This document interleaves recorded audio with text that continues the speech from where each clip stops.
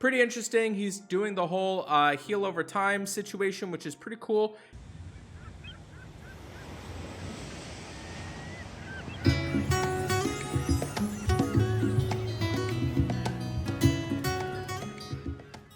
Hey, thanks so much for checking out the channel. If you're curious about any other hero in Empires and Puzzles, you can view my website at anchorgame.com. There you will find I've graded every single hero with a calibrated team of graders. This resource will always be free. Thinking about supporting the hero grades and the breakdown videos? You're welcome to donate. Otherwise, feel free to share this resource with a friend. I have my exclusive line group called Anchor Cove, where you gain access to myself and tons of other experienced players with on-demand information and resources. If that piques your interest, all that information is on the opening page of my website with a short video. Let me dive into today's hero breakdown. Thanks so much for checking out the channel. You shall not pass. We are doing a brand new hero breakdown on Melendor costume. Looks like he lost his hat and just grew a whole bunch of gray beard. It's pretty majestic. He's got 698 on his attack, 655 on his defense, and 1151 on his health. Statistically, the attack power, it's okay for a 4-star. Defense is okay. Everything's about okay. It's about average. He is running at average speed. He is a costume, which means he gives you a bonus. The bonus is 5% on the attack. Defensive bonus 5%, health bonus 10%, and mana bonus at 5%. So what that means is if you get the costume, make sure you level them both up, because you get them both, the regular version and the costume version, get those bonuses for maxing him all the way out. So even if you're going to use the regular version, make sure you max out the costume so you get the additional bonuses.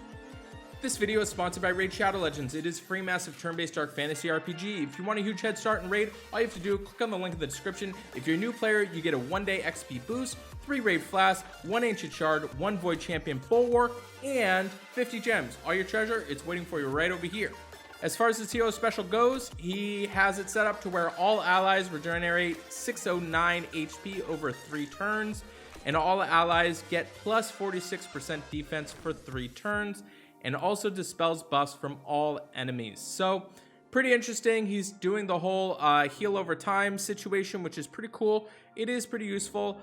We've seen the likes of Regard costume that is just completely transformed by having the heal over time and then the additional to where he's on attack. Melendor costume is setting it up so he gives the defense of 46% to all allies for 3 turns. And then they're also dispelling all buffs from all enemies. So really cool. He doesn't change with the regular version in him.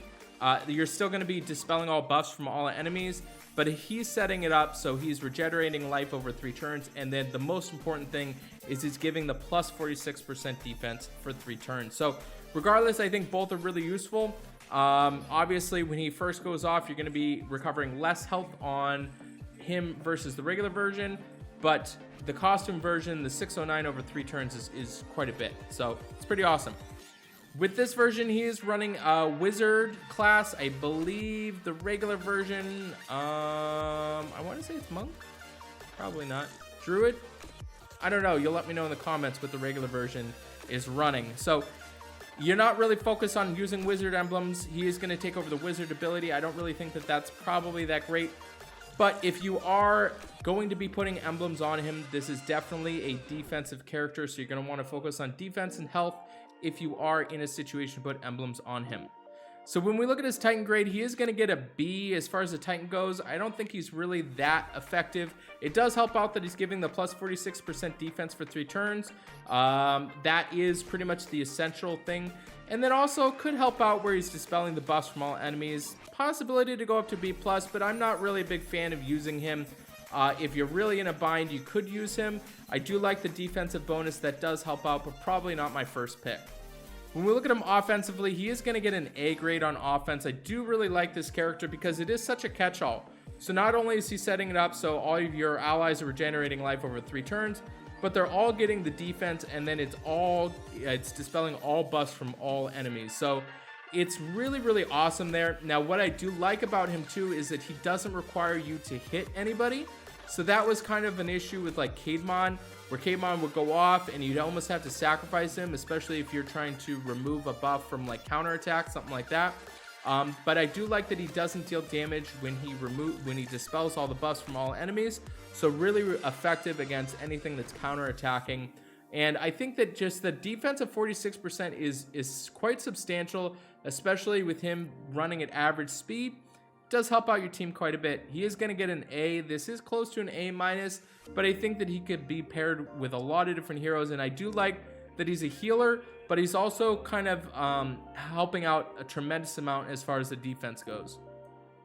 When we look at his defensive grade, he is going to get a B plus as far as the tank grade goes. I think I do like this because he sets himself up. You don't really think about it too much, but the 46% defense for 3 turns on all your allies is definitely relevant. Not to mention the regeneration over the 609 for 3 turns. You're really kind of wanting to dispel him. And then also, if they're having any positive effects with him going off, he's just dispelling them. So he does fit into the tank position. I suppose if you're really in a bind and you're using these 4-star characters, probably not my first choice, but if you really need to, you could put him in a tank position.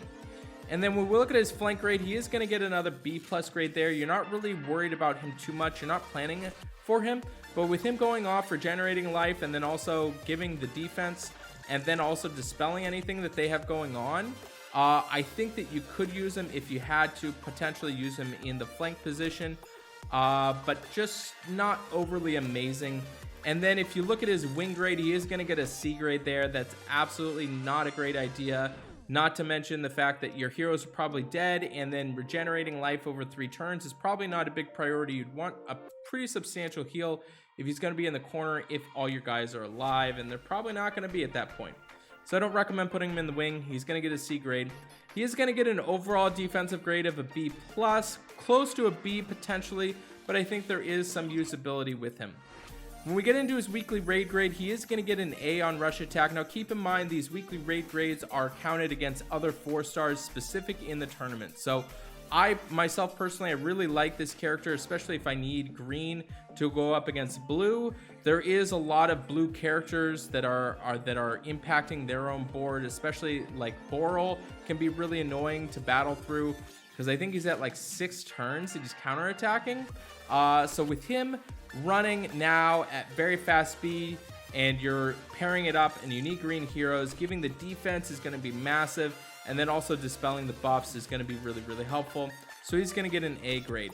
And then when we look at his buff grade, he is going to get an A+. I really like the version of this guy because not only are you dispelling the buffs, but you're also giving yourself a buff by giving the massive buff with the 46% defense for 3 turns. So that is huge.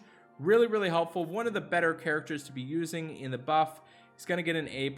And then obviously in Bloody Battle, not a great idea. He is going to get a C grade because the big important thing is that he's regenerating life. I guess it does help out the defensive part and then dispelling the buffs from all enemies, but don't do that. That's a bad idea. So he is going to get an overall grade of an A-. I really like Melendor costume. I know what you're thinking. Which one should I use, Melendor or Melendor costume? Now, Melendor, the regular version, does help out because he's just gaining a decent amount of life. I think it's 46%. He's gaining right off the bat. And then I think it's 42. You'll let me know in the comments. It's 40 something to where he's gaining off with the regular version. With him, I love that he's gaining the 609 over 3 turns, which is going to be more life than the regular version. And then he's also giving the 46% defense for 3 turns. So even if they do take damage after the fact, there is a high chance that he'll be able to heal back whatever it is over the next 3 turns. So you're really in a position to where you need to dispel him after he's gone off. So my personal take, they both have A- grades. I don't think that either can shift into an A grade, but I do like this character a little bit better than the regular version. Just being that he's going to give that defensive buff is going to be absolutely relevant. So he's got to get an A-. So let me know in the comments, did I get this right? Did I get this wrong? I appreciate all the support. Make sure you subscribe to the channel, and I'll see you on the next video.